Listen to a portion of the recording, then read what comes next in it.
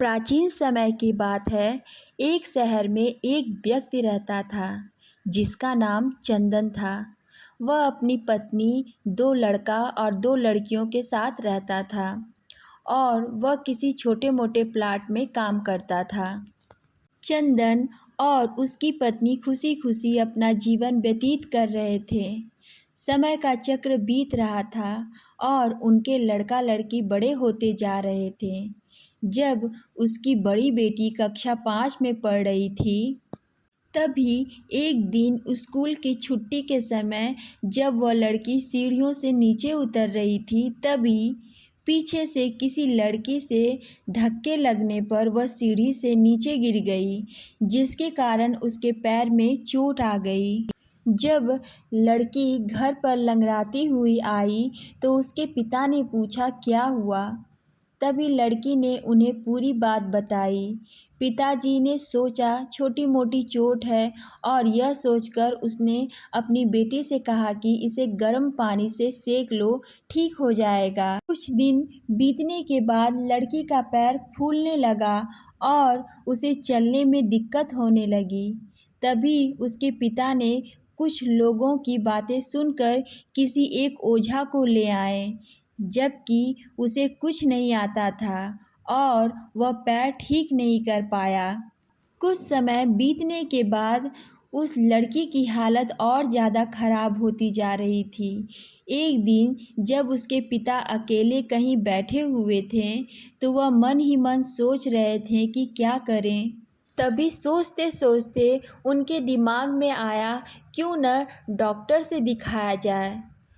तभी दूसरे दिन वह अपनी लड़की को लेकर वहीं पास के अस्पताल में चले गए। डॉक्टर जब लड़की को देखता है तो लड़की के पिता से कहता है कि जल्द ही इसका ऑपरेशन करना होगा, क्योंकि इस लड़की के पैर में एक बहुत बड़ा घाव हो चुका है, जिसके कारण लड़की का पैर काटना भी पड़ सकता है।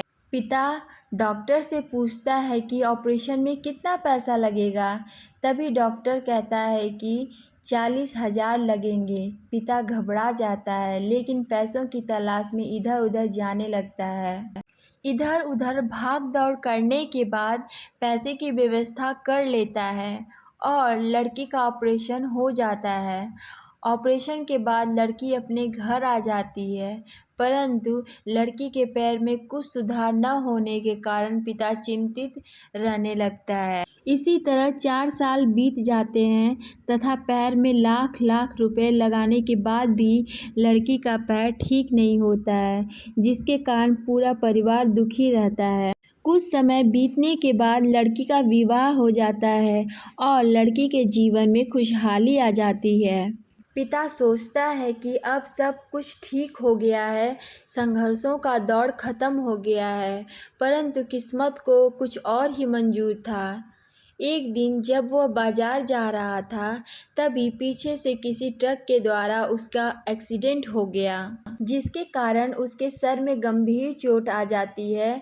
चंदन 1 महीने तक बिस्तर पर ही रहा। 1 महीने बाद ठीक होने पर वह सोचा कि अब सब कुछ ठीक हो जाएगा। तभी उनकी पत्नी का स्वास्थ्य खराब होने लगा और वह बीमार पड़ गई। यहाँ वहाँ छोटे छोटे डॉक्टरों को दिखाने के बाद तबीयत और बिगड़ गई, जिसके कारण उन्हें वाराणसी के बीएचयू अस्पताल में ले जाना पड़ा। वहां जाकर पता चला कि उसकी पत्नी के पेट में गंभीर बीमारी हो गई है, परंतु चंदन को यह विश्वास था कि उसकी पत्नी जल्द ही ठीक हो जाएगी और चंदन इसी विश्वास के साथ अपनी पत्नी को हमेशा वाराणसी के अस्पताल में ले जाने लगा। कुछ समय बीतने के बाद पत्नी की तबीयत में सुधार आने लगा। चंदन सोचा कि अब सब कुछ ठीक हो जाएगा। एक बार जब वह अपनी पत्नी को वाराणसी के अस्पताल में ले गया, डॉक्टर ने सभी रिपोर्टों को देखते हुए कहा सब कुछ ठीक है। चंदन बहुत खुश हुआ और वह अपनी पत्नी के साथ शहर वापस आ गया। अगली सुबह सब कुछ ठीक था। चंदन का बड़ा और छोटा बेटा दोनों स्कूल चले गए और चंदन अपने काम पर चला गया। बड़ा बेटा स्कूल में सोच रहा था कि चलकर माँ से कुछ बातें करेंगे। तभी 11 बजे उसके मित्र का फ़ोन आता है और कहता है, चलो तुम्हारी माँ की तबीयत बहुत ज़्यादा ख़राब हो गई है।